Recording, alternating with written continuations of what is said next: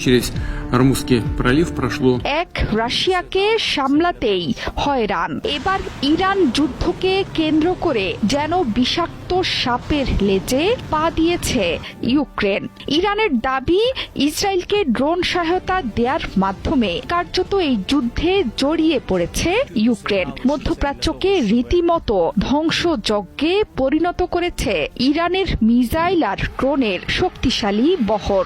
এবার সেই মিসাইল আর ড্রোনের বহর ছুটতে চলেছে পশ্চিমাদের সৃষ্ট আরেকটি যুদ্ধক্ষেত্রে।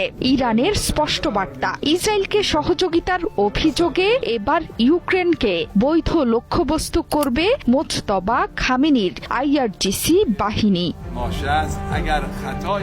ইরানের পার্লামেন্টের জাতীয় নিরাপত্তা কমিটির প্রধান ইব্রাহিম আজিজি সামাজিক যোগাযোগ মাধ্যম এক্সে দেয়া বার্তায় বলেছেন, ইসরায়েলি সরকারকে ড্রোন সহায়তা দিয়ে ব্যর্থ ইউক্রেন কার্যত এই যুদ্ধে প্রবেশ করেছে।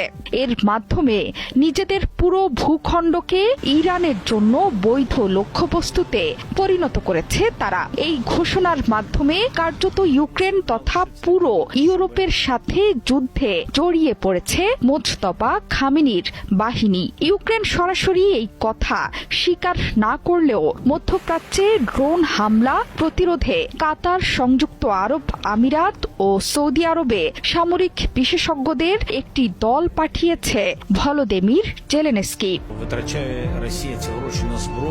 চলতি সপ্তাহে ভলোদিমির জেলেনস্কি বলেছেন, যুক্তরাষ্ট্র সহ মধ্যপ্রাচ্য এবং ইউরোপের বিভিন্ন দেশের মোট 11টি দেশ ইরানের নকশায় তৈরি শাহেদ 136 ড্রোন মোকাবিলায় কিয়েভের সহায়তা চেয়েছে। কিন্তু ইউক্রেনে নিযুক্ত ইরানি রাষ্ট্রদূত শাহরিয়ার আমুজেগার ইউক্রেনের এই সহায়তাকে কটাক্ষ করে বলেছেন, মধ্যপ্রাচ্যে ড্রোন মোকাবিলায় ইউক্রেন যেই পদক্ষেপ নিচ্ছে সেটি মূলত হাস্যকর এবং প্রদর্শনমূলক পদক্ষেপ হিসেবেই দেখছে ইরান। প্রতিক্রিয়ায় ইউক্রেনের পররাষ্ট্র মন্ত্রণালয়ের মুখপাত্র বলেছেন, ইরান বহু বছর ধরে রাশিয়াকে ড্রোন এবং প্রযুক্তির মাধ্যমে ইউক্রেনের বিরুদ্ধে যুদ্ধে সহায়তা দিয়ে আসছে।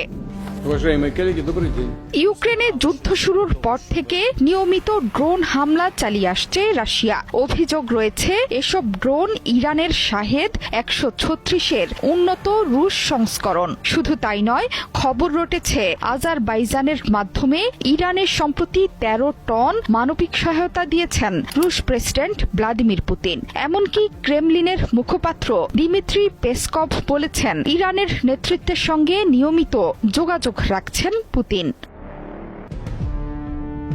মার্কিন প্রেসিডেন্ট ডোনাল্ড ট্রাম্পও রাশিয়া এবং ইরানের বন্ধুতা নিয়ে সরাসরি মন্তব্য করেছেন। তার মতে, এই যুদ্ধে ইরানকে সহযোগিতা পাঠাচ্ছেন পুতিন। মার্কিন গণমাধ্যমও দিচ্ছে স্পষ্ট ইঙ্গিত। কিছু মার্কিন গণমাধ্যমে বলা হচ্ছে, ইরানকে মার্কিন বাহিনীর অবস্থানের খোঁজ দিচ্ছে রাশিয়া। এর মাধ্যমেই পুরো মধ্যপ্রাচ্যকে নরক দেখিয়ে ছাড়ছে আইআরজিসি।